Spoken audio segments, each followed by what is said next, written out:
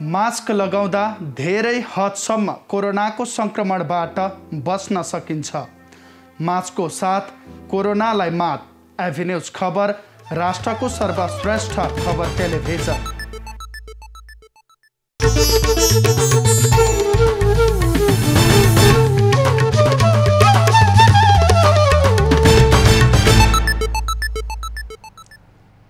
Corona संक्रमितको उचित उपचार हरेक नेपालीलाई खोपको आधार। नमस्कार, यो एभिन्यूज खबरको संकेत हो। तपाईं अहिले एभिन्यूज @ 7 मा हुनुहुन्छ। म विष्णु बसौला। प्रारम्भमा मूल खबर। काम चलाउ सरकारका मन्त्रीहरूको जिम्मेवारी थपियो। गृहमा विष्णु पौडेल, स्वास्थ्यमा कृष्ण गोपाल।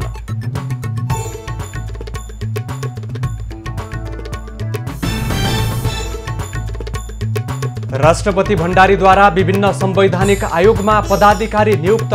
लोकसेवा आयोगको जिम्मेवारी माधव रेग्मीलाई।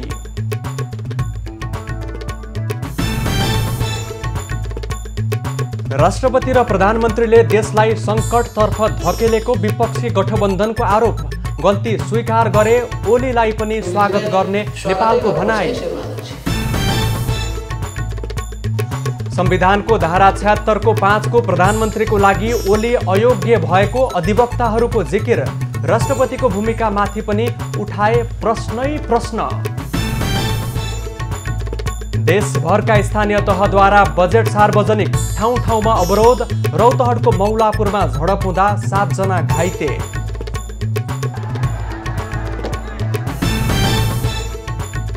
इथियोपियाको टिग्रेमा सेनाद्वारा हवाई आक्रमण। कम्तीमा 60 जनाको मृत्यु, 40 बढी घाइते।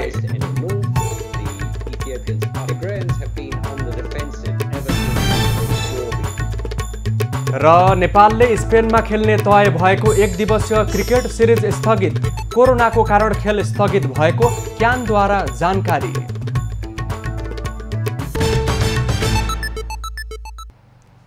अब खबरको सिलसिला प्रारम्भ गरौं।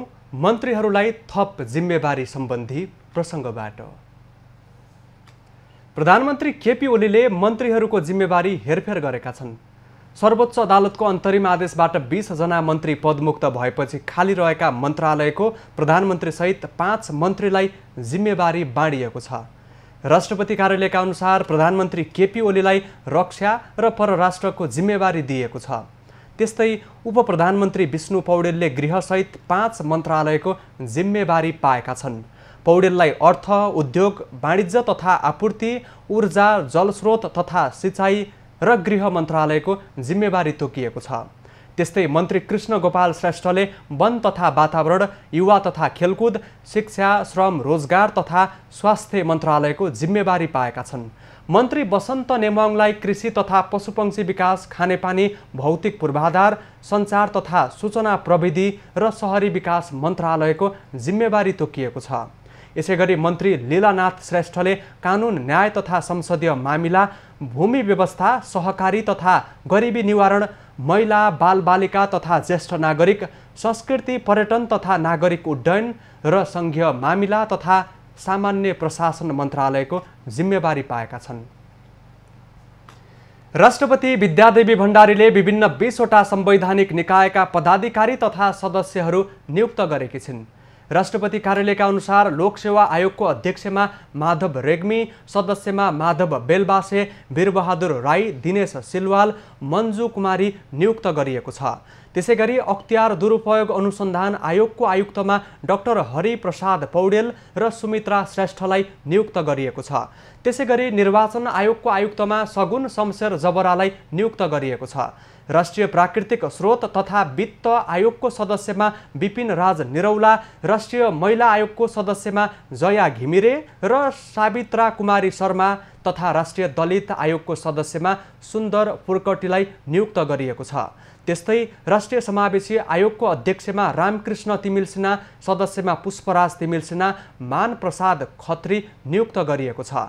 आदिवासी जनजाति आयोगको सदस्यमा सूर्यबहादुर गुरुङ, मधेसी आयोगको सदस्यमा आभा कुमारी, थारू आयोगको सदस्यमा डाक्टर उमाशंकर प्रसाद चौधरी, शान्ति मोदीलाई नियुक्त गरिएको छ। मुस्लिम आयोगको सदस्यमा मोहम्मद शमसुल हकलाई नियुक्त गरिएको छ। त्यसैगरी राष्ट्रपति भण्डारीले प्रधानमन्त्रीको सिफारिसमा वरिष्ठ अधिवक्ता रामप्रसाद भण्डारीलाई न्याय परिषद सदस्यमा नियुक्त गरेकी छन्। गत वैशाख 26 गते बसेको संवैधानिक परिषदको बैठकले विभिन्न रिक्त पदाधिकारी तथा सदस्यको नियुक्तिको लागि सिफारिस गरेको थियो। सर्वोच्च अदालतमा प्रतिनिधि सभा विघटन सम्बन्धी मुद्दा शुक्रबारको लागि हेर्दैमा राखिएको छ। आज रिट निवेदकका तर्फबाट बहस गर्न 4 घण्टा 45 मिनट बाँकी रहेको सर्वोच्च अदालतले जनाएको छ। रिट निवेदकको तर्फबाट बिहिबार 8 जना अधिवक्ताले बहस गरेका थिए। बहसको क्रममा वरिष्ठ अधिवक्ता रमण श्रेष्ठले संविधानको धारा 76 को उपधारा 5 बमोजिम सांसदले विशेष अधिकार प्रयोग गरेर सरकार गठन गर्न सक्ने बताएका थिए। उनले संविधानको धारा 76 को उपधारा 5 प्रतिनिधि सभा सदस्यको लागि बर्मास्त्र भएको उल्लेख गर्दै त्यो अधिकार विशेष रूपमा प्रतिनिधि सभाका सदस्यलाई दिएको जिकिर समेत गरे। उनले राष्ट्रपतिले आफूलाई श्री 5 भन्दा माथि श्री 7 को स्थानमा राख्न खोजेको पनि आरोप लगाए।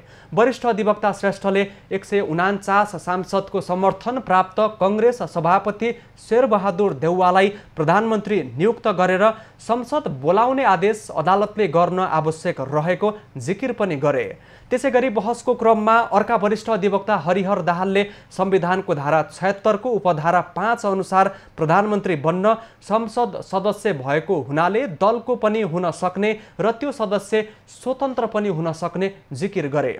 उनले संवैधानिक सर्वोच्चता भएको मुलुकमा राष्ट्रपतिबाट भएको निर्णयमा न्यायिक पुनरावलोकन हुन सक्ने पनि दाबी गरे।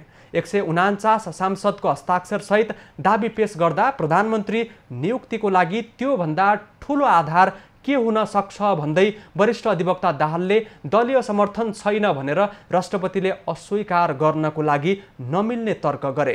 त्यसैगरी वरिष्ठ अधिवक्ता खगेन्द्र अधिकारीले राष्ट्रपतिलाई विश्वासको मत पाउन सकिन्न भनेर दिएको सूचना नै प्रधानमन्त्री ओलीको अयोग्यताको प्रमाण भएको जिकिर गरे। प्रधानमन्त्री ओलीको सिफारिसमा जेठ 8 गते राष्ट्रपति विद्यादेवी भण्डारीले प्रतिनिधि सभा विघटन गरेकी थिइन्। उक्त विघटनको विरुद्धमा कांग्रेस सभापति देउवा सहित 146 प्रतिनिधि सभा सदस्यले सर्वोच्चमा रिट दायर गरेका थिए। उक्त रिटमाथि बुधबारदेखि अन्तिम सुनवाई सुरु भएको छ।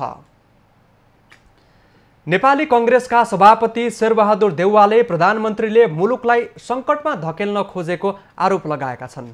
बिहिबार संसद भवन नयाँ बानेश्वरमा विपक्षी गठबन्धनले सम्पादकसँग गरेको छलफलमा उनले 2 पटक संसद विघटन अध्यादेशबाट मुलुक सञ्चालन गर्न खोज्ने काम प्रधानमन्त्रीले गरिरहेको र यसले मुलुकलाई सङ्कटमा धकेल्ने काम भएको बताएका छन्। उनले बहुमत सांसदको दाबी राष्ट्रपतिबाट अस्वीकार गरेपछि 5 दल अदालतमा जानु परेको जिकिर गरे। प्रधानमन्त्रीको असंवैधानिक कदमको विरुद्ध आवश्यक परे जनपरिचालन गर्ने पनि उनको भनाइ छ।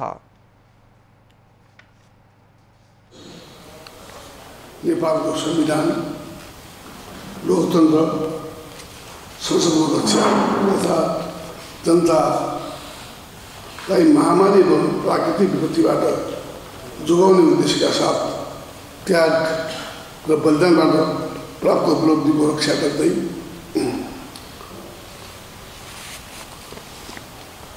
हामीहरू राजनीतिक कानुनी संघर्षका विविध कार्यक्रमका साथ क्रियाशील छौँ। यस सन्दर्भमा आवश्यक परेमा हामी जनपरिचालनको दिशामा समेत अगाडि बढ्नेछौँ। देउवाले सबै मित्र राष्ट्र तथा अन्तर्राष्ट्रिय समुदायसँग नेपालको संविधानमा उल्लेखित राष्ट्रिय हितमा आधारित स्वतन्त्र परराष्ट्र नीतिको आधारमा सुमधुर सम्बन्ध कायम गर्न चाहेको पनि बताए। कार्यक्रममा नेकपा माओवादी केन्द्रका अध्यक्ष पुष्पकमल दाहालले गठबन्धन प्रधानमन्त्री ओलीका विरुद्ध सङ्घर्षमा उत्रिएको नभई अहिलेको लडाईँ लोकतन्त्र बचाउने र नबचाउने बीचको भएको पनि बताएका छन्। उनले राजनीतिक र सैद्धान्तिक धरातलमा उभिएको यो गठबन्धन लामो समय चल्ने दाबी समेत गरे। यो प्रधानमन्त्रीका निम्तिको सङ्घर्ष होइन, यो संविधान लोकतन्त्र र राष्ट्रको हितको पक्षमा उभिने र नउभिनेको बीचको लडाईँ हो। यो सिस्टम बचाउने या नबचाउने भन्नेको बीचको लडाईँ हो र हामीले यसलाई त्यही रूपमा बुझ्नुपर्छ भन्नेमा हामी 5 दलको बीचमा राम्रो समझदारी भएपछि हामी अगाडि बढेका हौँ। म अहिले के ठान्छु भने यो गठबन्धन कुनै अवसरवादी गठबन्धन होइन, यो लोकतन्त्रवादी र वामपन्थीहरूको गठबन्धन हो। अध्यक्ष दाहालले देशभित्र विदेशी शक्तिको चलखेल हुन नपाओस् भनेर 5 पूर्व प्रधानमन्त्रीले सामूहिक अपिल गरेको स्पष्ट पारे। त्यस्तै एमालेका वरिष्ठ नेता माधव नेपालले देशको स्वाधीनता, स्वाभिमान, राष्ट्रिय हितको रक्षाको लागि सङ्घर्ष गरिरहेको बताए। उनले ओलीको अहङ्कारले संसद विघटन गरे पनि कोर्स करेक्सन गर्नको लागि सकिने जिकिर गरे। गल्ती स्वीकार गरेर कोर्स करेक्सन गर्न तयार भए प्रधानमन्त्री ओलीलाई पनि स्वागत गर्न तयार रहेको उनको भनाइ छ।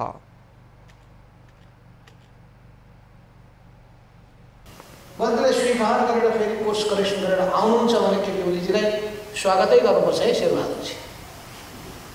कोर्स करेक्सन गरेर म राजीनामा दिन्छु, म ठाउँ छोडिदिन्छु, भइगयो यो कोर्स होइन, लेफ्ट डेमोक्रेटिक फोर्सले नै अहिलेसम्म नेसनलिस्ट फोर्सले नै यो देशको परिवर्तनको निम्ति महत्त्वपूर्ण भूमिका खेलेका छन्।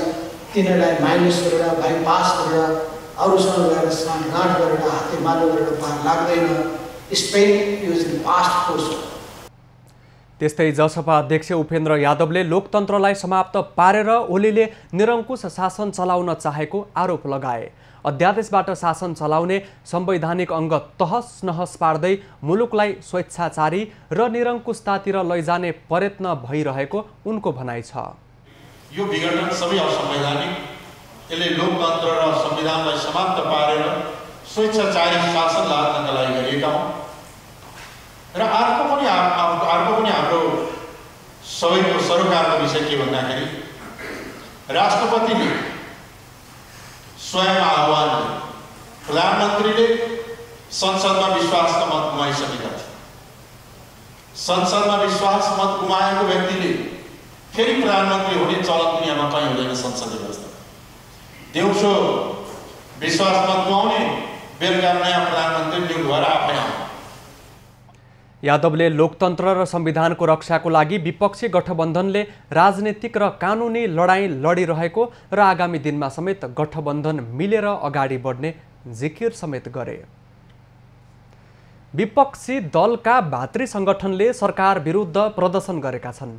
बिहिबार दिउँसो काठमाडौँको प्रदर्शनी मार्गमा नेपाल विद्यार्थी सङ्घ, अखिल क्रान्तिकारी अनिरासोब्यू माधव नेपाल पक्ष, समाजवादी विद्यार्थी युनियन, अखिल छैटौँले संयुक्त प्रदर्शन गरेका छन्। प्रतिनिधि सभा विघटन र प्रधानमन्त्री ओलीका हरेक कदम असंवैधानिक, अलोकतान्त्रिक र स्वेच्छाचारी भएको आरोप लगाउँदै उनीहरूले प्रदर्शन गरेका हुन्। संयुक्त विद्यार्थी आन्दोलन जिन्दाबाद जिन्दाबाद जिन्दाबाद। हाम्रो आन्दोलन जारी छ जिन्दाबाद जिन्दाबाद। संयुक्त विद्यार्थी आन्दोलन जिन्दाबाद जिन्दाबाद जिन्दाबाद। संयुक्त विद्यार्थी प्रदर्शनमा विद्यार्थीहरूले पेट्रोलियम पदार्थको मूल्य वृद्धि फिर्ता गर्नको लागि माग गरेका थिए। आगामी आर्थिक वर्षको लागि देशका स्थानीय तहले बजेट सार्वजनिक गरेका छन्। काठमाडौँ महानगरपालिकाले आर्थिक वर्ष 2078-79 को लागि रु 18,95,77,12,000 बराबरको बजेट ल्याएको छ। बिहिबार काठमाडौँ महानगरपालिकाको नगरसभाको 9औं अधिवेशनमा उपप्रमुख हरिप्रभा खड्कीले आर्थिक वर्ष 2078-79 का लागि अनुमानित आय व्ययको विवरणसहित बजेट कार्यक्रम प्रस्तुत गरेकी हुन्। आगामी आर्थिक वर्षमा कोभिड-19 को महामारीले निम्त्याएको जटिल परिस्थितिलाई सम्बोधन गर्दै करदाताहरूबाट असुल हुन बाँकी रहेको आर्थिक वर्ष 2076-77 देखिको सबै प्रकारको कर बक्यौदामा लाने जरिवानामा छुट गर्ने प्रस्ताव गरिएको छ। त्यस्तै 2078-79 को सम्पत्ति करमा 80% छुट दिने र 2078 पुस मसान्तसम्म सम्पत्ति कर चुक्ता गरेमा 10% थप छुट दिने प्रस्ताव महानगरले गरेको छ। बजेटमा कार्यालय सञ्चालन तथा प्रशासनिक क्षेत्रतर्फ 3,75,77,00,000, आर्थिक विकास क्षेत्रतर्फ 55 करोड, सामाजिक विकासतर्फ 2,70,00,000,000, पूर्वाधार विकासतर्फ 10,80,00,000,000 र सुशासन तथा अन्तर सम्बन्धित क्षेत्रतर्फ 1,15,00,00,000 प्रस्ताव गरिएको छ। बजेटमा कोभिड-19 को रोकथाम, नियन्त्रण तथा उपचार, भौतिक पूर्वाधार विकास, फोहोर मैला व्यवस्थापन, लैङ्गिक समानता र सामाजिक समावेशीकरण, भाषा, संस्कृति र सम्पदा संरक्षण र सम्वर्धन जस्ता विषयलाई प्राथमिकतामा राखिएको छ। महानगरपालिकाले आगामी आर्थिक वर्षमा महानगरवासीका लागि नेपाल सरकारको स्वास्थ्य बीमा कार्यक्रममा 50% बीमा शुल्क बेहोर्ने बजेट विनियोजन गरेको हो। त्यसैगरी ज्येष्ठ नागरिक विशिष्टीकृत सेवा सहितको महानगर विशेष अस्पताल सञ्चालन गर्न पनि बजेट विनियोजन गरिएको छ। मेयर उज्यालो कार्यक्रम कोभिड-19 को रोकथाम, नियन्त्रण तथा उपचार, प्रत्येक ओडामा कम्तीमा एउटा सार्वजनिक शौचालय, प्रत्येक ओडामा एक नमुना विद्यालय, प्रत्येक ओडामा न्यूनतम एउटा पार्क, ज्येष्ठ नागरिकलाई आवश्यक पर्ने स्वास्थ्य लगायतका सेवा सुविधाहरूलाई पनि बजेटमा समावेश गरिएको छ। त्यस्तै महानगरपालिकाले ज्येष्ठ नागरिक मिलन केन्द्र, मेलमिलापबाट स्थानीय विवाद समाधानलाई प्राथमिकता, अपाङ्गता भएका महानगरवासीहरूका लागि सहयोग, मानवाधिकार प्रवर्धन, लैङ्गिक समानता तथा सामाजिक समावेशीकरण, आधारभूत शहरी भौतिक पूर्वाधार, संस्कृति तथा सम्पदा संरक्षण, स्थानीय भाषाको संरक्षण र प्रवर्धन, उद्यमशीलता प्रवर्धन, विद्युतीय साधनको प्रवर्धन, युवासँग मेयर, पौरखी मेला, खेलकुद तथा विकास, जीवन निर्वाहका लागि पारिश्रमिक लगायतका कार्यक्रमका लागि पनि बजेट विनियोजन गरेको छ। त्यस्तै महानगरले घर धनीले बुझाउने वार्षिक बहाल कर रकमको 10% वा 25,000 रुपैयाँ मध्ये जुन रकम कम हुन्छ सो रकम छुट दिने प्रस्ताव बजेटमा गरेको छ। महानगरपालिका नगरसभामा पेश गरेको विधेयकमा ब्युटी पार्लर र सैलुन व्यवसायमा पनि व्यवसाय कर नलिने घोषणा गरेको छ। होटेल, रेस्टुरेन्ट, पसल जस्ता व्यवसायहरूले आफ्नो प्रायोजनका लागि बनाएका शौचालयमा सर्वसाधारणका लागि समेत निःशुल्क सेवा उपलब्ध गराएमा व्यवसाय करमा 50% छुट दिने पनि घोषणा गरेको छ। वीरगञ्ज महानगरपालिकाले आगामी आर्थिक वर्षको लागि 3 अर्ब 55 करोड 39 लाख 37 हजार रुपैयाँको बजेट सार्वजनिक गरेको छ। महानगरले नवौं अधिवेशनबाट आर्थिक वर्ष 2078-79 को लागि ल्याएको बजेटमा चालुतर्फ 1 अर्ब 86 करोड 35 लाख 42 हजार 900, पुँजीगततर्फ 1 अर्ब 62 करोड 33 लाख 30 हजार 100, वित्तीय समानीकरणतर्फ 6 करोड 70 लाख 64 हजार विनियोजन गरिएको छ। महानगरले कुल खर्चमध्ये आर्थिक विकास क्षेत्रमा 10 करोड 8 लाख 30 हजार, सामाजिक विकास क्षेत्रमा 1 अर्ब 15 करोड 58 लाख 72 हजार, पूर्वाधार विकास क्षेत्रमा 1 अर्ब 35 करोड 66 लाख 18 हजार, सुशासनको क्षेत्रतर्फ 13 करोड 32 लाख 74 हजार, कार्यालयतर्फ 80 करोड 73 लाख 43 हजार छुट्याएको छ। औद्योगिक तथा व्यापारिक सहर सुसंस्कृत सबै हाम्रो महानगर भन्ने नाराको साथ सुरु भएको नवौं अधिवेशन 3 दिनसम्म चल्ने भएको छ। नगरको विकासको आधारशिला पहिचान गर्दै हेटौँडा उपमहानगरपालिकाले आगामी आर्थिक वर्षको नीति तथा कार्यक्रम र बजेट सार्वजनिक गरेको छ। बजेटमा स्वास्थ्य, शिक्षा, रोजगारी र भौतिक पूर्वाधार निर्माणलाई प्राथमिकता दिएको छ। नगरको विकासका लागि वडा स्तरबाटै पूर्वाधार निर्माण गर्ने उद्देश्यसहित उपमहानगरले पूर्वाधार निर्माण सहितको आयोजनालाई अघि सार्दै बिहिबार नीति तथा कार्यक्रमसहित आगामी आर्थिक वर्षका लागि बजेट सार्वजनिक गरेको छ। 9 नगरसभाको बैठकमा उपमेयर मीना कुमारी लामाले नीति तथा कार्यक्रमसहित आगामी आर्थिक वर्षका लागि 2 अर्ब 60 करोड 15 लाख 52 हजार रुपैयाँ बराबरको बजेट प्रस्तुत गरेकी हुन्, जुन चालु आर्थिक वर्षको तुलनामा 6 करोड 76 लाख 18 हजार रुपैयाँ बढी हो। विनियोजित बजेटको खर्च बेहोर्ने स्रोत मध्ये आन्तरिक स्रोतबाट 24 करोड 38 लाख, राजस्व बाँडफाँटबाट 56 करोड 8 लाख, प्रदेश सरकारको विभिन्न अनुदानबाट प्राप्त 12 करोड 66 लाख, सङ्घीय सरकारको अनुदानबाट 1 अर्ब 2 करोड, नगर विकास कोषबाट अनुदान 9 करोड र चालु वर्षको मौजदातबाट 56 करोड बेहोरिने उपमेयर लामाले बताइन्।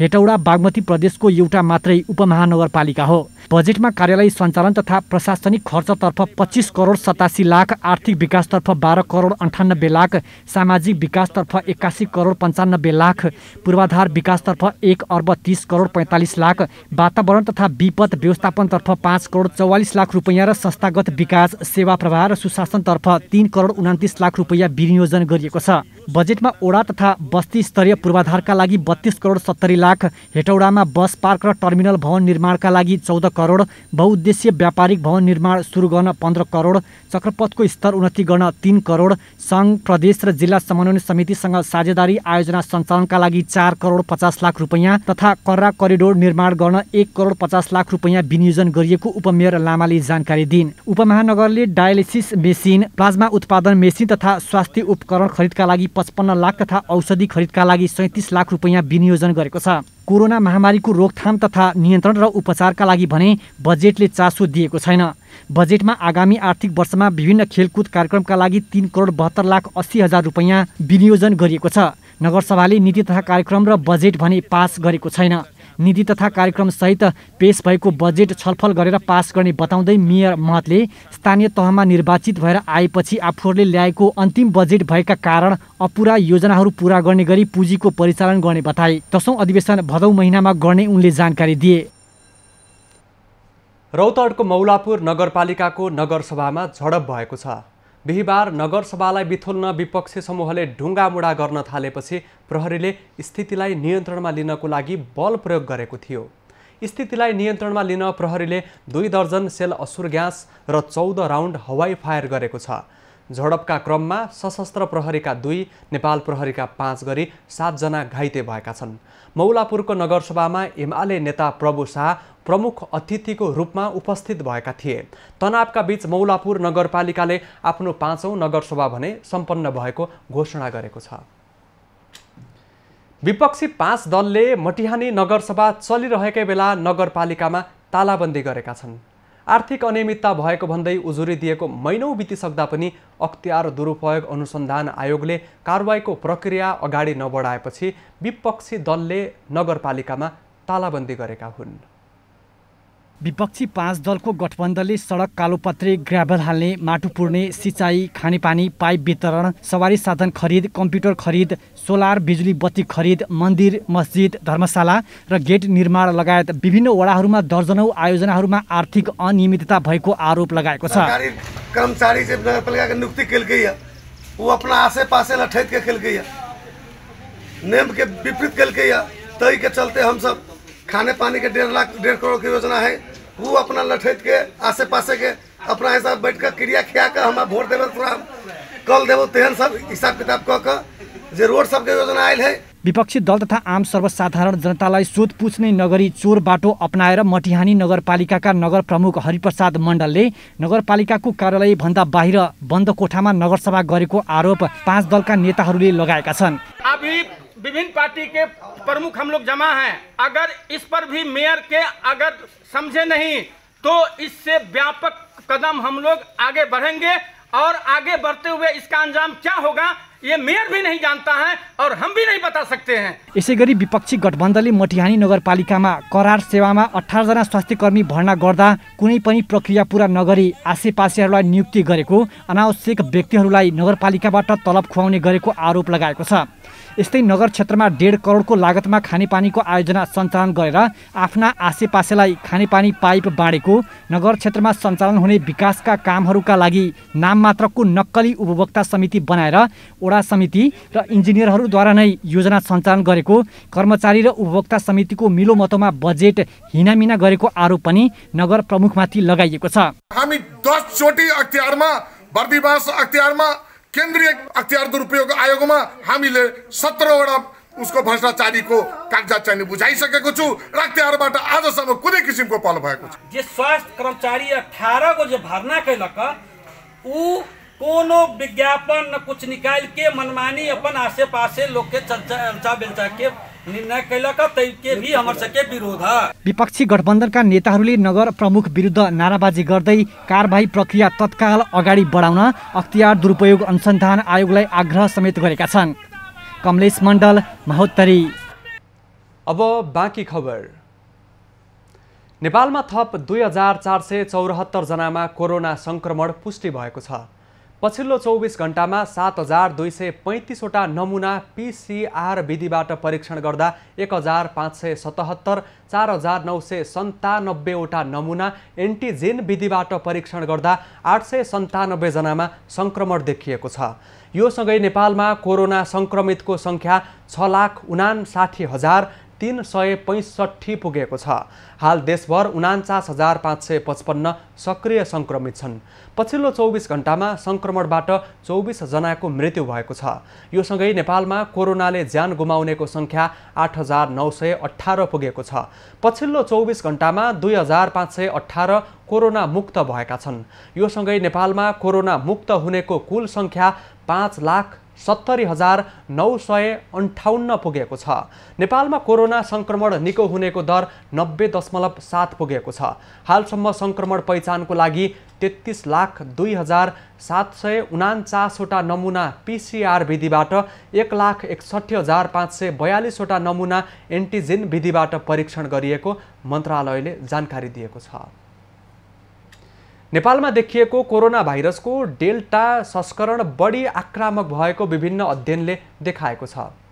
अझ नेपालमा विगत झैं केही दिन अघि मात्रै पुष्टि भएको डेल्टा भाइरसको परिवर्तित स्वरूपले जोखिम थप बढाएको छ।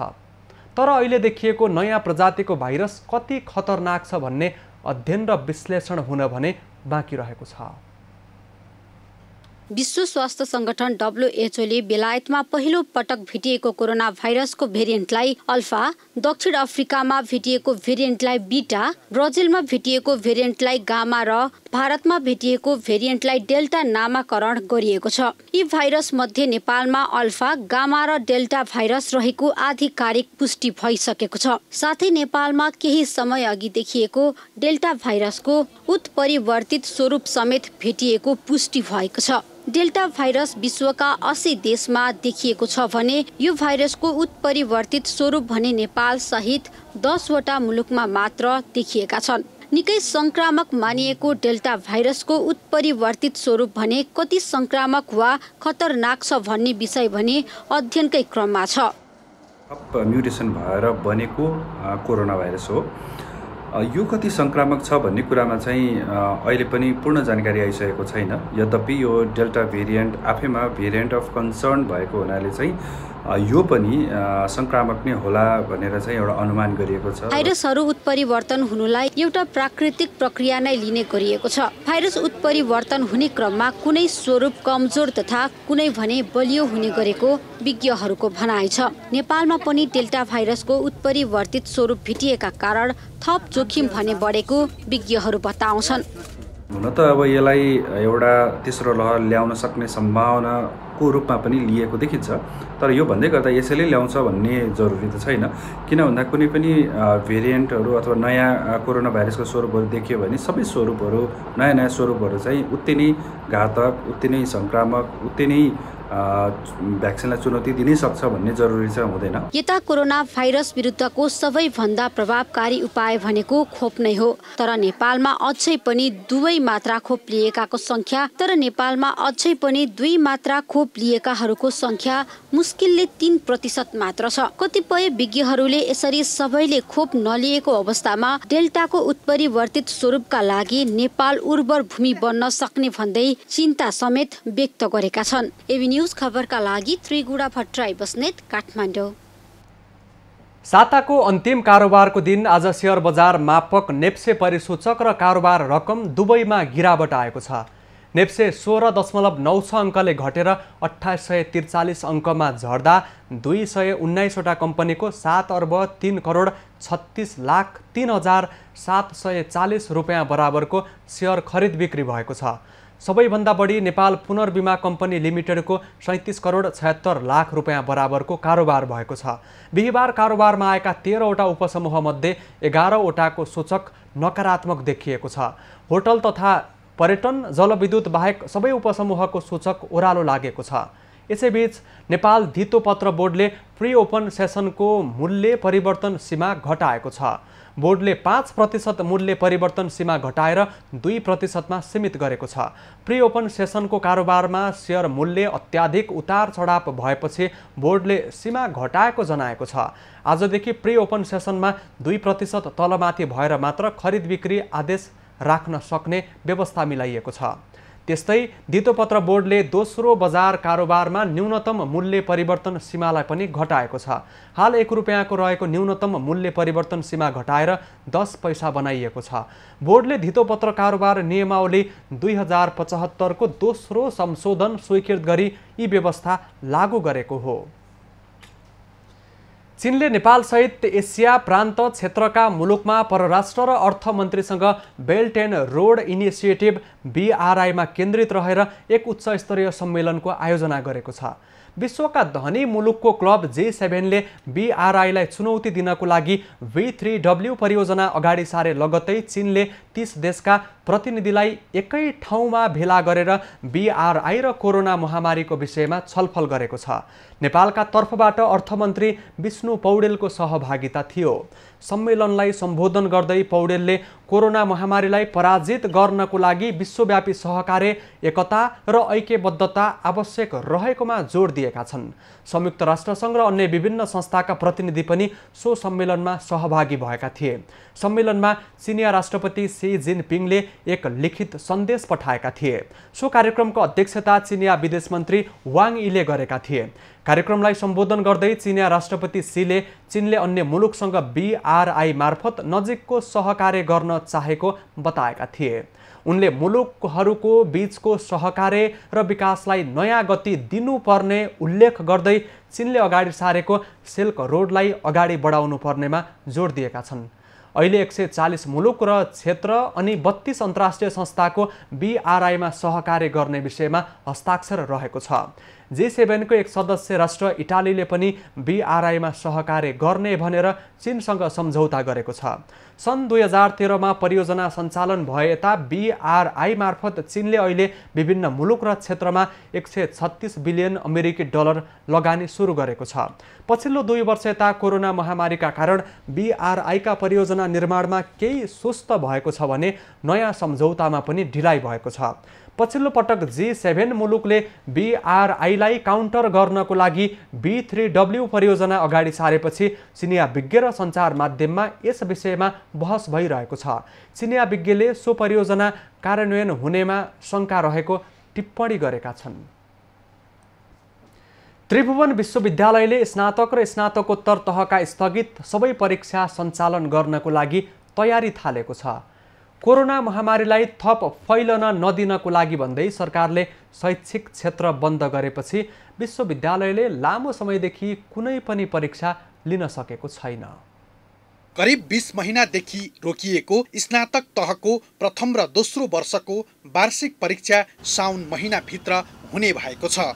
स्नातक प्रथम र दोस्रो वर्षका विद्यार्थीहरूबीच परीक्षाबारे अन्योल रहेको बेला विश्वविद्यालयले सो निर्णय गरेको हो। स्थगित भएका स्नातक तहका दोस्रो वर्षका वार्षिक परीक्षा साउन 5 गतेदेखि र पहिलो वर्षको परीक्षा साउन 10 गतेदेखि सञ्चालन गर्ने तयारी त्रिवीले गरेको छ। त्रिवीले विद्यार्थीहरूलाई आफूलाई पाएक पर्ने केन्द्र रोज्न लगाई स्वास्थ्य सुरक्षा मापदण्ड अपनाएर भौतिक उपस्थितिमै परीक्षा लिने तयारी गरेको छ।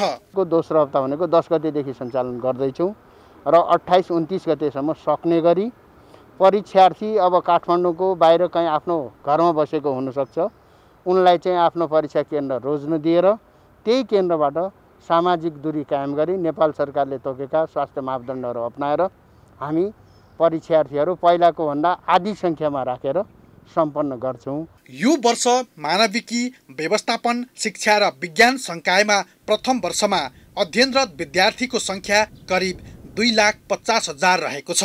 तीमध्ये 12,000 विद्यार्थीहरूले परीक्षाका लागि फारम नभरेकाले फारम भर्नका लागि थप 5 दिनको समय दिइनेछ।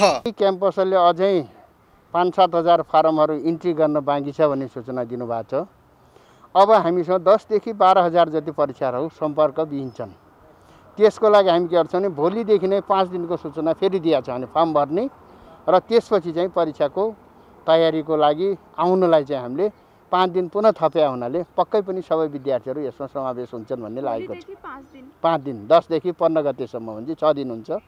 तर शिक्षाविदहरू भने महामारीको जोखिम कायमै रहेकाले परीक्षा लिने जिम्मा सम्बन्धित क्याम्पसलाई नै दिनुपर्ने धारणा व्यक्त गरेका छन्। यसलाई सेमेस्टर प्रणालीमा लगेको हो भने यो शिक्षकहरूलाई नै जिम्मा दिनु जरुरी हुन्छ, प्राध्यापकहरूलाई नै जिम्मा दिनु जरुरी देखिन्छ। किनभने अब सेमेस्टर सिस्टममा करिकुलम बनाउने, त्यसलाई टिचिङ लर्निङको लागि के रिसोर्स चाहिन्छ भनेर रिसोर्स पत्ता लगाउने, मार्केटमा त्यो कतिको भाइबल छ भनेर खोजी नीति गर्ने, र त्यसलाई पढाउने त्यो अन्तर्गतका सारा क्रियाकलापहरू गर्ने काम चाहिँ प्राध्यापककै हो। कोरोना महामारीका कारण परीक्षा स्थगित भएपछि त्रिवीमा अहिले स्नातक तहको परीक्षा दिने 2वटा समूह रहेका छन्। विद्यार्थी संख्या धेरै भएका कारण अनलाइन वा अन्य माध्यमबाट परीक्षा लिन सम्भव नभएपछि पुरानै मोडलमा परीक्षा लिन लागि त्रिवीको भनाइ छ। एभिन्यूज खबरका लागि क्यामेरामा विनय तामाङको साथमा सिर्जना मिश्र, काठमाडौँ। वीरगञ्जमा मधेसी समुदायसँग सम्बद्ध कवि, राजनीतिक कर्मी तथा मधेस आन्दोलनमा शहादत प्राप्त गरेका शहीदको शालिगमा फूलमाला अर्पण गरिएको छ। सखी बही नपा मिथिलानी समूह वीरगञ्ज शाखाले आयोजना गरेको सो कार्यक्रममा प्रदेश 2 का प्रमुख राजेश झा लगायतले फूलमाला अर्पण गरेका थिए। सो अवसरमा सखी बही नपाकी संस्थापक आरती झाले मैथिली भाषाका महाकवि विद्यापतिको शालिगमा प्रदेश प्रमुखको हातबाट फूलमाला अर्पण गरिएकोमा खुसी व्यक्त गरिन्। उनले सखी बही नपा समूह मैथिली भाषा, संस्कृति एवं सामाजिक विकासको लागि निरन्तर काम गरेको उल्लेख गर्दै भाषाको संरक्षण बिना कुनै पनि समुदायको विकास हुन नसक्ने बताएकी छिन्। आई 17-18 साल से ही हिनकर स्थापना भेल छलै और आई सखी बहिन पा मैथिलानी समूह एकर संज्ञान लक मीनू सखी के में बहुत अग्रणी भूमिका छन। जे भोजपुरी, हिंदी जिनकर जे भाषा है ओकरा बचबो के हमर सबके पहचान अपन भाषा है। भीड़ लाखों लाख के भीड़ में जखन एक भाषा में गप करबे तो दूरे से पता लग जेते जी हमर कम्युनिटी से बिलोंग करे छे, हमर समाज के। उनले सखी बही नपा वीरगञ्ज शाखाले मैथिलीका साथै भोजपुरी र नेपाल भाषाको विकासको लागि समेत पहल गरिरहेको जानकारी दिइन्। कार्यक्रममा जसपा केन्द्रीय सदस्य रामण पाण्डेले मधेसी समुदायको लागि आफ्नो जीवन अर्पण गरेकाको लागि श्रद्धा व्यक्त गर्न पाउँदा खुसी लागेको बताए। कार्यक्रममा मैथिली भाषाका महाकवि विद्यापतिका साथै नेपाल राम जनम तिवारी र मधेस आन्दोलनमा शहादत प्राप्त गरेका दिलीप भौरसिया, दीनानाथ शाह, सोहन शाह कलवार, आशिष राम, शत्रुधन पटेल, धर्मराज सिंह, जय प्रकाश शाहको शालिगमा फूलमाला अर्पण गरिएको थियो। डोटीमा गर्भपतन गराउने महिलाको संख्या वृद्धि भएको छ। बन्दाबन्दीको कारण विदेशबाट घर फर्कनेको संख्यामा वृद्धि भएकाले गर्भपतन गराउने महिलाको संख्या बढेको बताइएको छ।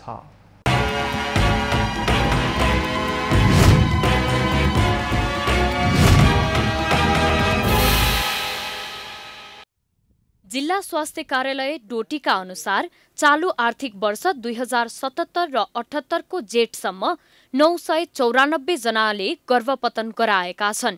गत आर्थिक वर्षमा जम्मा 1031 जनाले गर्भपतन गराएका थिए। चालू आर्थिक वर्षमा 20 वर्ष मुनिका 28 महिलाले गर्भपतन गराएका छन् भने 20 वर्ष माथिका 966 महिलाले गराएका छन्। गत आर्थिक वर्षमा 20 वर्ष मुनिका 49 र 20 वर्ष माथिका 982 महिलाले गर्भपतन गराएका थिए। यो संख्या अझै बढ्न सक्ने स्वास्थ्य कार्यालय डोटीको भनाइ छ। 77 मा 20 वर्ष मुनिको चाहिँ जम्मा 49 जनाहरूको चाहिँ सुरक्षित गर्भपतन सेवा पाएको र 982 जना चाहिँ 20 वर्ष माथि थियो। जम्मा चाहिँ 1031 थियो 12 महिनाको 2076-77 मा। तर अहिले हेर्दाखेरि यो आर्थिक वर्षमा 28 जना चाहिँ 20 वर्ष मुनिको महिलाहरूले चाहिँ गर्भपतन सेवा पाउनु भएको छ। अस्पतालका अनुसार गर्भपतन गर्दा हुने असरको जानकारी भएकाहरूबाटै यस्तो काम भइरहेको छ। अशिक्षा, अवैध यौन सम्पर्क र पुरुषको दबावका कारण गर्भपतन गराउनेको संख्या बढेको सरकारवालाको अनुमान छ। महिलाहरूलाई चाहिँ मानसिक, सामाजिक अनि शारीरिक समस्याहरू आउन सक्छन् हैन। कहिलेकाहीँ महिलाहरूको ज्यान पनि जान सक्छ। त्यसकारण उहाँहरूलाई के भन्न चाहन्छु भने जति सक्नुहुन्छ तपाईँ अस्थायी परिवार नियोजनको साधनहरू प्रयोग गर्नुहोस्। सूचीकृत स्वास्थ्यकर्मी र स्वास्थ्य संस्थाबाट सुरक्षित गर्भपतन गराउने महिलाको संख्यामा वृद्धि हुनु आमाको स्वास्थ्यका हिसाबले चुनौतीपूर्ण कुरा हो। परिवार नियोजनका थुप्रै साधनहरू हुँदाहुँदै गर्भवती हुनुले परिवार नियोजनका साधन प्रयोगमा कमी आएका कारण यस्तो भएको कतिपयको बुझाइ छ। थाहा छ परिवार नियोजनको बारेमा थाहा छ, सुरक्षित गर्भपतन सेवाको बारेमा थाहा छ। यो कुराहरू बढ्नुभन्दा पनि भोलि गएर शारीरिक रूपमा हाम्रो घरायसी, आर्थिक रूपमा, अन्य सामाजिक रूपमा एउटा स्वस्थता रहनुको बदला यसले के प्रभाव पार्छ भनेर पनि, किनभने एउटा प्लान योजना तर्जुमा गरेर पनि विभिन्न खालको अब यो गर्नुपर्ने हुन्छ। सम्बन्धित महिलाको मन्जुरी बिना वा अन्य कुनै कारणबाट गर्भ रहन गएमा 12 हप्तासम्मको गर्भ स्वैच्छिक गर्भपतन गराउन सक्ने अधिकार छ। तथ्याङ्क हेर्दा छोराको चाहना, गरिबी, अशिक्षा र अवैध सम्बन्धका कारणले गर्भपतन गराउनेको संख्यामा वृद्धि भएको देखिन्छ। एभी न्यूज खबरका लागि तेजु ओली, डोटी।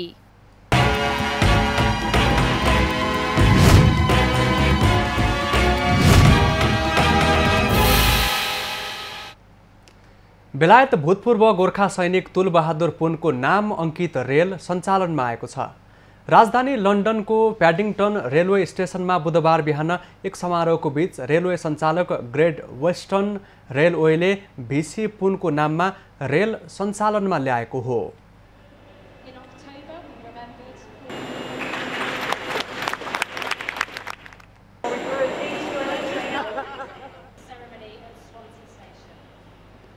समारोहमा लामो समयदेखि भूपू गोर्खा सैनिकको हक हितको लागि सङ्घर्षरत बेलायती चर्चित गायिका जोअना लुम्ले पनि उपस्थित भएकी थिइन्। लुम्लेका पिता जेम्स रुथफोर्ड लुम्ले पनि तुलबहादुर सँगैको बटालियनमा कार्यरत रहेका थिए। यसैगरी कार्यक्रममा भिसी पुनका सुपुत्र अर्जुन तिलिजा र छोरी मेघ कुमारी पुन सहित केही नेपालीको उपस्थिति थियो। गत वर्ष नै बेलायतको ग्रेट वेस्टर्न रेलवे सेवाले बेलायतको प्रतिष्ठित भिक्टोरिया क्रस उपाधि पाएका भूतपूर्व गोर्खा सैनिक पुनको नाम अङ्कित रेल सञ्चालन गर्ने प्रतिबद्धता जनाएको थियो। रेल सञ्चालनले व्यक्तिगत रूपमा तुलबहादुर पुनलाई सम्मान गरेको मात्र नभई यसले नेपाल र नेपालीको गौरव बढाउने कार्यक्रम भएको पनि सहभागीले बताएका छन्। सिन्धुपाल्चोकको हेलम्बु र मेलम्चीका बाढी पीडितले भौतिक संरचना निर्माण गर्नको लागि आग्रह गरेका छन्। गत असार 1 गते आएको बाढीको कारण पीडित बनेका स्थानीयले घरबार विहीन भएका मानिसको लागि भौतिक संरचना निर्माणको लागि सहयोग गर्न माग गरेका हुन्।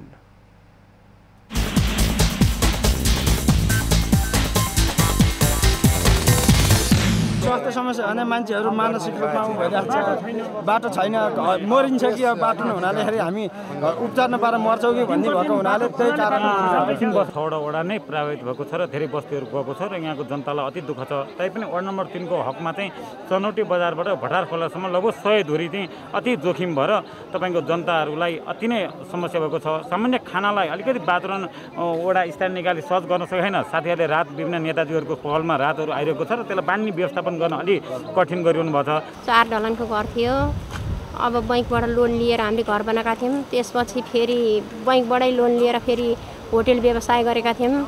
अब अहिले त्यो 1 गते त्यत्रो बाढी आएर सबै डुबान भयो सर।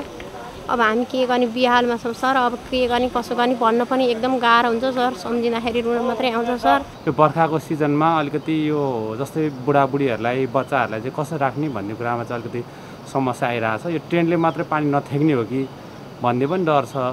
र अर्को कुरा अब कतिको बस्ती नै लगाएको कारण अब तिनीहरूको लहर राख्ने स्थान पनि नभउँदा त्यसको पनि म्यानेज त अलिअलि गरिरहेको छ। अहिले हामीसँग साइजको बिक्रीयोग्य माछाहरू चाहिँ 6 टन जति बिक्रीयोग्य माछा थियो, लगभग 50-60 लाखको माछा थियो।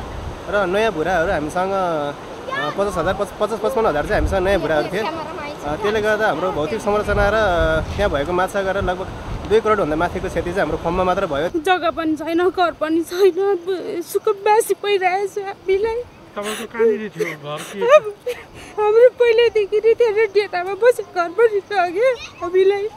हाम्रो जग्गै छैन हजुर। अब पालो एभी न्यूज एट स्पोर्ट्सको।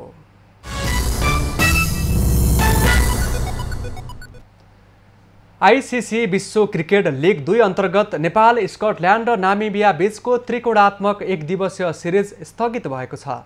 आगामी जुलाईमा स्पेनमा हुने तय भएको सिरिज कोभिड-19 को कारण स्थगित भएको नेपाल क्रिकेट सङ्घ क्यानले जनाएको छ। क्यानका अनुसार सिरिज सन् 2022 जुलाईसम्मको लागि स्थगित भएको छ। सिरिजको लागि नेपालले गत मङ्गलबारबाट बन्द प्रशिक्षण थालेको थियो। बन्द प्रशिक्षणको लागि क्यानले 20 खेलाडी बोलाएको थियो। नेपाल राष्ट्रिय क्रिकेट टोलीका मुख्य प्रशिक्षक डेभ वाटमोर समेत नेपाल आएर बन्द प्रशिक्षणमा सहभागी भएका थिए। लिग 2 अन्तर्गत नेपालले घरेलु मैदानमा ओमान र अमेरिकासँग 4 खेल खेलिसकेको छ। लिगमा 4 खेलबाट 4 अङ्क जोडेको नेपाल 6औं स्थानमा छ। 10 खेलमा 16 अङ्क जोडेको ओमान शीर्ष स्थानमा छ। 12 खेलमा 12 अङ्क जोडेको अमेरिका भने दोस्रो स्थानमा छ। अब पालो एभिन्यूज एट मौसमको।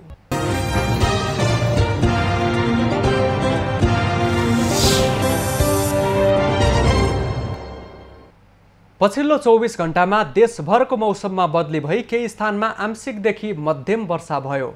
आज राति देशभरको मौसममा बदली भई बागमती प्रदेश, गण्डकी प्रदेश, लुम्बिनी प्रदेशका 1-2 स्थानमा मेघगर्जन चट्याङसहित भारी वर्षाको सम्भावना रहेको जल तथा मौसम पूर्वानुमान महाशाखाले जनाएको छ। आज काठमाडौँ उपत्यकाको अधिकतम तापक्रम 29 डिग्री सेल्सियस, न्यूनतम तापक्रम 20 डिग्री सेल्सियस मापन गरियो। आज देशभरको मौसम कस्तो रह्यो त? हेरौँ देशभरको मौसमी अवस्था।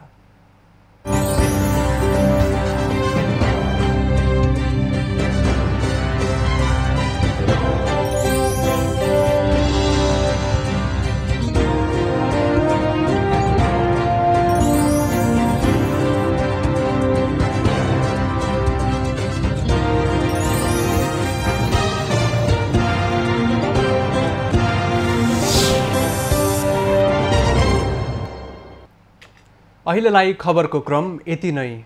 एभिन्यूज खबरका यी सहित अन्य विस्तृत खबरका लागि www.avenews.tv लगइन गर्न सक्नुहुनेछ। युट्युब, फेसबुक र ट्विटरमा पनि हामीलाई फलो गर्न सकिनेछ। खबरभित्रको खबरका लागि हेर्दै रहनुहोला एभिन्यूज खबर। नमस्कार।